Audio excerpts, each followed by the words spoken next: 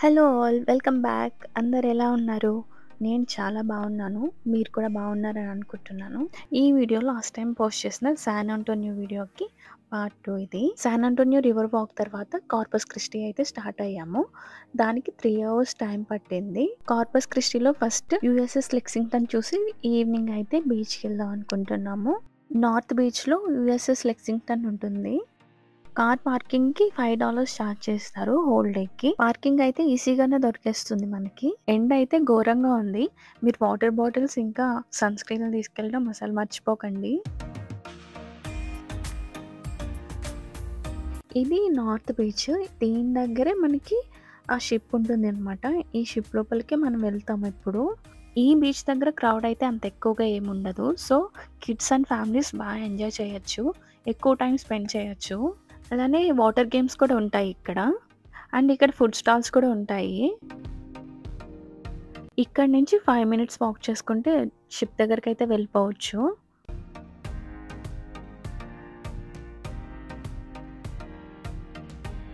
ఇది ship entrance. ఇక్కడ నుంచి మనం నడుచుకుని వెళ్ళొచ్చు. ఒక 5 మినిట్స్ టైం పడుతుంది. అండ్ కిడ్స్ పెద్దవాళ్ళు ఉన్న వాళ్ళకి ఇలాంటి బగ్గీస్లో అయితే తీసుకెళ్తారు.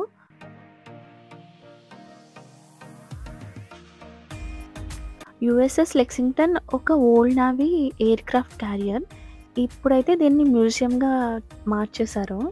ఈ షిప్ 1943 వరల్డ్ వార్ 2 టైంలో స్టార్ట్ అయింది. దీనికి ద బ్లూ గోస్ట్ అనే నేమ్ కూడా ఉంది.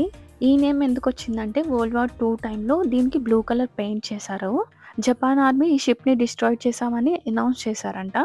బట్ ఇది మళ్ళీ బ్యాటిల్ ఫీల్డ్లో మళ్ళీ కనిపించడంతో జపాన్ సోల్జర్స్ అందరూ షాక్ అయ్యారంట. సో అప్పటి నుంచి దీనికి ఆ పేరు వచ్చింది. ఈ షిప్ పక్కన వాకింగ్ ట్రైల్ కనిపిస్తుంది కదా, అక్కడ చాలామంది ఫిషింగ్ అయితే చేస్తున్నారు. అలానే వాకింగ్ చేస్తూ చివరిగంట వెళ్తూ ఫోటోలు అయితే చాలామంది తీసుకోవడానికి ఇంట్రెస్ట్ చూపిస్తున్నారు. అది కొంచెం బీచ్ లోపలికంటే వెళ్ళినట్టు అనిపించి బాగుంటుంది చూడడానికి వ్యూ అంతా. ఇది మెయిన్ ఎంట్రన్స్, విజిటర్ ఎంట్రన్స్. దీని లోపలికి వెళ్ళడానికి అడల్ట్స్కి అయితే $21 ఛార్జ్ చేశారు. ఈ షిప్ 50+ ఇయర్స్ సర్వీస్లో ఉంది. మీలో ఎవరికైనా షిప్స్ ఇంకా నావీ లైఫ్ ఈవెన్ హిస్టరీ అంటే ఇంట్రెస్ట్ ఉన్నా you will definitely love this place.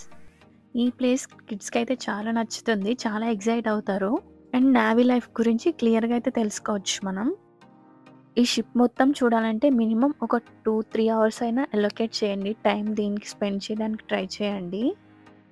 ఈ మ్యూజియంలో డిఫరెంట్ డెక్స్ అయితే ఉంటాయి. Like control room, crew quarters, engine room, dining area, medical bay. So వాళ్ళకి కావాల్సిన నీడ్స్ అన్నీ ఫుల్ఫిల్ అయ్యేలాగా అవన్నీ ఈ షిప్లో అరేంజ్ చేసుకున్నారు. ప్రతి డెక్కి వెళ్ళడానికి మనకి ఎలివేటర్స్ ఉంటాయి, లేకపోతే స్టెప్స్ అన్న ఎక్కి వెళ్ళొచ్చు. నాకు పర్సనల్లీ బాగా నచ్చింది ఫ్లైట్ డెక్ అనమాట. షిప్కి టాప్లో ఉంటుంది ఇది. ఈ టాప్లో అన్ని ఫ్లైట్స్, జెట్స్ ఇంకా హెలికాప్టర్స్ ఉంటాయి. ఇవన్నీ రియల్ మిలిటరీ ఎయిర్ క్రాఫ్ట్స్. ఇవన్నీ డిఫరెంట్ వార్లలో అయితే పార్టిసిపేట్ చేసిన ఎయిర్ క్రాఫ్ట్స్ అనమాట. కానీ ఇప్పుడు ఇవన్నీ మ్యూజియంలో డిస్ప్లేకి మాత్రమే ఉన్నాయి. అంటే వాటిలో ఇంజన్ ఉండదన్నమాట. ఇంజన్ రిమూవ్ చేసి మళ్ళీ వాటిని పెయింట్ చేసి యూఎస్ఎస్ లెక్సింగ్టన్ మీద పర్మనెంట్గా డిస్ప్లేకి పెట్టారు. ప్రతి ప్లేన్ దగ్గర వాటి హిస్టరీ అంతా డిస్ప్లే చేసి పెట్టారు, వాటి గురించి మనం మొత్తం తెలుసుకోవడానికి. ఇక్కడ నుంచి ఓషన్ వ్యూ అయితే చాలా బాగుంటుంది. అలానే విండ్ కూడా చాలా ఎక్కువగా ఉంటుంది. ఫొటోస్ తీసుకోవడానికి అయితే బెస్ట్ ప్లేస్ ఇది. అండ్ అలాగే మనకి సిటీ కూడా కనిపిస్తుంది. ఇవి మనం ఫ్లైట్ డెక్ నుంచి కిందకి రావడానికి స్టెప్స్ ఉన్నాయి ఇక్కడ. ఈ స్టెప్స్ కూడా కొంచెం స్ట్రైట్గా ఉన్నట్టు అట్లా ఉన్నాయి. స్టెప్స్కి 2 సైడ్స్ అయితే ఈ షిప్ గురించి అయితే కొన్ని విషయాలు రాశారు. అలానే ఫ్లైట్ డెక్ ఎంత పెద్దదో అని తెలియజేయడానికి కొన్ని విషయాలు అయితే రాశారు. ఈ షిప్ రన్ అవుతున్న టైంలో అప్రాక్సిమేట్లీ 3000+ సోల్జర్స్ ఇంకా ఆఫీసర్స్ ఉండేవాళ్ళంట. షిప్ నడపడానికి, ఎయిర్ క్రాఫ్ట్ ఆపరేట్ చేయడానికి, మెయింటెనెన్స్ అలాగే సెక్యూరిటీ టాస్క్ చేయడానికి, ఇలా డిఫరెంట్ వర్క్స్ చేయడానికి 3000+ అయితే ఉండేవాళ్ళంట. ఒక చిన్న సిటీలా ఉండేదేమో కదా. ఈ షిప్కి పక్కనే పెద్ద వాక్వే ఉంటుంది, చాలా పెద్దది. ఈ వాక్వేలో మనం నడుచుకుంటూ సీకి అయితే దగ్గరకంటే వెళ్ళొచ్చు. అక్కడ వ్యూ అయితే చాలా బాగుంటుంది, పీస్ఫుల్గా అయితే ఉంటుంది అక్కడ.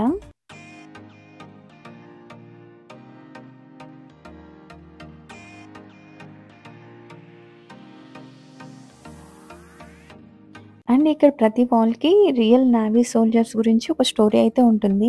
వాల్ మొత్తం వాళ్ళ ఫోటోగ్రాఫ్స్ అండ్ జాకెట్స్, వాళ్ళకొచ్చిన మెడల్స్ అవన్నీ డిస్‌ప్లేలో పెట్టారు.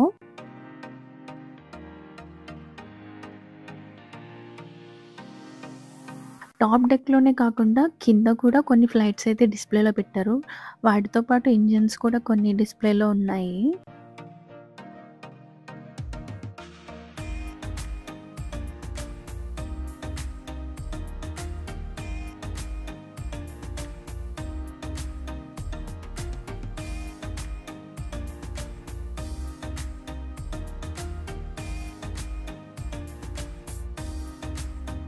ఇక్కడైతే మనం చూడొచ్చు క్రూ మెంబర్స్ అందరి ఫోటోగ్రాఫ్స్.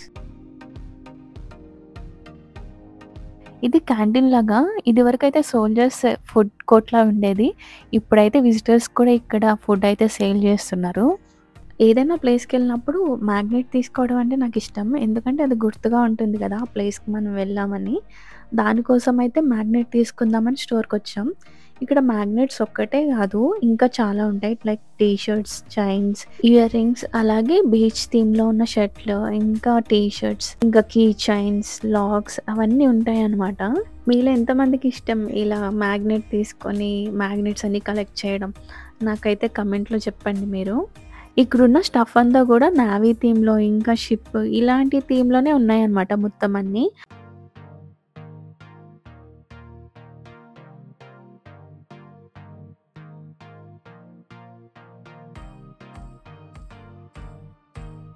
మ్యాగ్నెట్ అయితే తీసుకున్నాము. తీసుకొనయితే ఇంకా తిరిగి మోటల్‌కయితే స్టార్ట్ అయిపోయాము. 4:30 ఆ టైం కల్లా మోటల్ దగ్గరకొచ్చేసాము. ఇది రేపు మార్నింగ్ 11 వరకు ఉంది. 11 తర్వాత వెకేట్ చేసేయాలి. ఈ మోటల్‌లో అయితే స్విమ్మింగ్ పూల్, ఇంకా జిమ్ ఇలాంటివి కూడా ఉంటాయన్నమాట. సో, క్విక్‌గా అయితే రూమ్ టూర్ చూసేయండి. ఏమిచ్చాడో. ఫ్రిడ్జ్ ఆబ్వియస్‌లీ ఉంటుంది కదా! ఇది చిన్న కిచెన్‌లా ఉంది. మనం ఇండక్షన్ స్టవ్ తెచ్చుకున్న ఆర్ ఇన్‌స్టాపాట్ తెచ్చుకున్న కుక్ చేసుకోవచ్చు.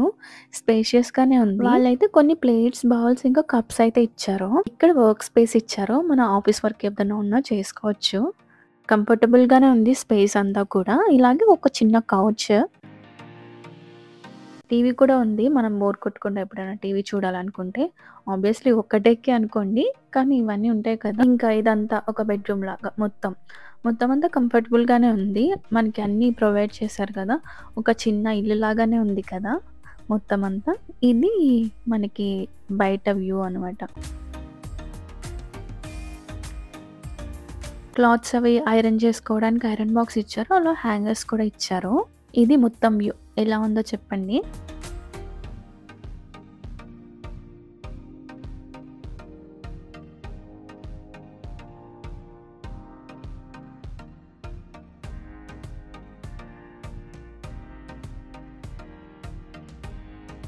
ఇది వాష్‌రూమ్. మాక్సిమం ఇక్కడ షవర్స్ అన్నీ స్టాండింగ్ షవర్సే ఉంటాయి. షవర్ జెల్, షాంపూ, ఇంకా కండిషనర్ ఇలాంటివి వాళ్ళే ప్రొవైడ్ చేస్తారు. అలాగే టవల్స్ అవి కూడా వాళ్ళే ఇస్తారనమాట. ఈవినింగ్ వచ్చి కొంచెం రెస్ట్ తీసుకున్నాకైతే ఈవినింగ్ మళ్ళీ బీచ్‌కెళ్ళాం. వేరే బీచ్‌కి. ఆ వీడియోస్ అయితే తీయలేదు. నెక్స్ట్ డే ఎక్కడికెళ్ళామో అది కూడా ఈ వీడియోలోనే పెట్టాను. చూడండి కంప్లీట్‌గా. ఇది day 2 and next day morning video clips ఇవన్నీ. మార్నింగ్ బ్రేక్‌ఫాస్ట్ మనకు ఫ్రీ ఉంటుంది. బ్రేక్‌ఫాస్ట్ అంటే ఇండియన్ బ్రేక్‌ఫాస్ట్ ఏముండదండి. లైక్ అమెరికన్ బ్రేక్‌ఫాస్టే ఉంటుంది. బ్రెడ్స్, ఓట్స్, ఇంకా మనకి ఎగ్స్ ఇలాంటి బ్రేక్‌ఫాస్టే ఉంటుంది. ఇంకా జ్యూసెస్ కూడా ఉంటాయి. Orange juice, Apple juice like అలాంటివే ఉంటాయండి. ఇండియన్ బ్రేక్‌ఫాస్ట్ అయితే దొరకదు. నేనైతే బ్రెడ్ టోస్ట్ చేసుకున్నాను. దానికే జామ్ అప్లై చేసుకొని ఇంకా అదే బ్రేక్‌ఫాస్ట్‌లా కంప్లీట్ చేసేసాను. ఈ స్పేస్ అంతా మోటల్‌కి వేరే సైడ్‌ది. ఇక్కడ ఈవినింగ్స్ కూర్చొని చిల్ అవ్వడానికి మొత్తం సోఫాస్ అవన్నీ సెట్ చేశారు.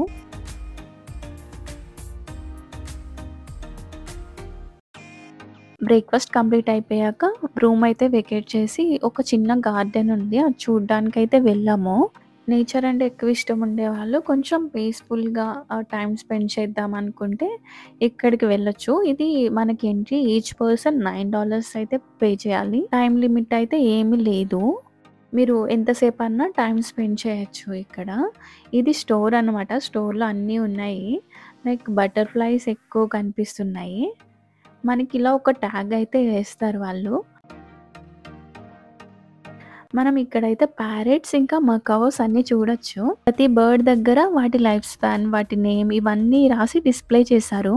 ఈమె వాటి ట్రైనర్ అనుకుంటా. ఆమెకి హాయ్ చెప్పిస్తుంది వాటితో మనకి.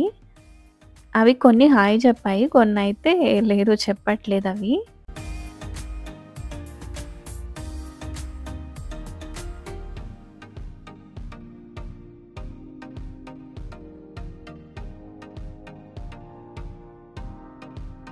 ఆ ప్యారెట్స్ ఇవన్నీ తర్వాత మనం ఇక్కడ రోజ్ గార్డెన్ చూడొచ్చు. రోజ్ గార్డెన్ చాలా రకాల గులాబీ మొక్కలైతే ఇక్కడ చూడొచ్చు మనం.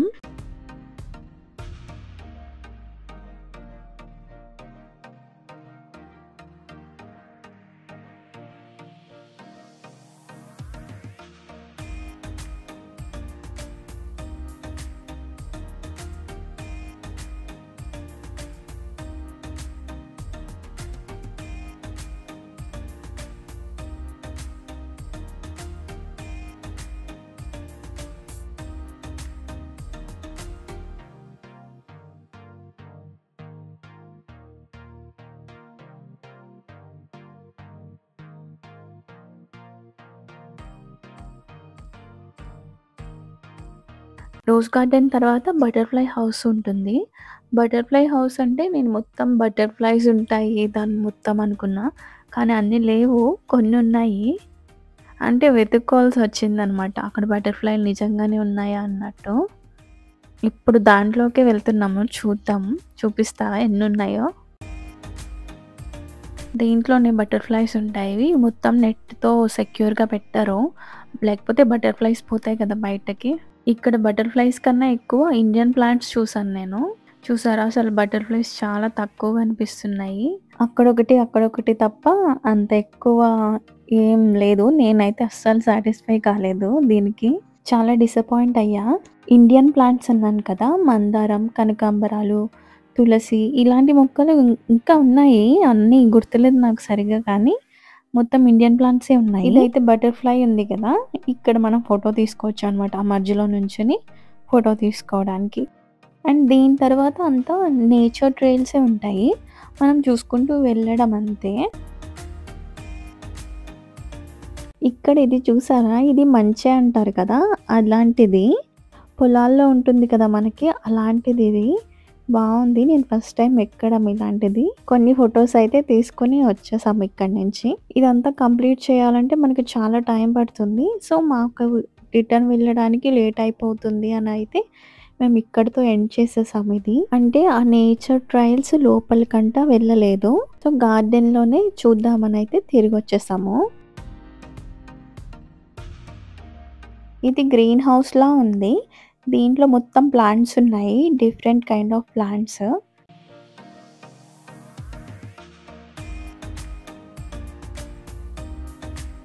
ఇది మనం ఫస్ట్ ఎంటర్ అయ్యాం కదా! ఆ స్టోరే ఇది. ఈ స్టోర్ దగ్గరే కొంచెం ఫ్రంట్‌కి రెప్టైల్ రూమ్ అని ఒకటుంది. ఇప్పుడు మీరు చూస్తున్నది రియల్ క్రొకోడైలే కానీ చిన్నది. ఈ రూమ్‌లో పాములు, క్రొకోడైల్స్ ఇవన్నీ ఉంటాయన్నమాట. నేను కంప్లీట్‌గా చూడలేదు. మా ట్రిప్ అయితే ఇక్కడితో ఎండ్ అయింది. ఫుడ్ తినడానికైతే తిరిగి స్టార్ట్ అయిపోయాము ఇంటికి. యాహ్! ఇప్పటి వరకు చూసినందుకు thank you so much. Video నచ్చితే సబ్స్క్రైబ్ చేయడం అస్సలు మర్చిపోకండి. Thank you.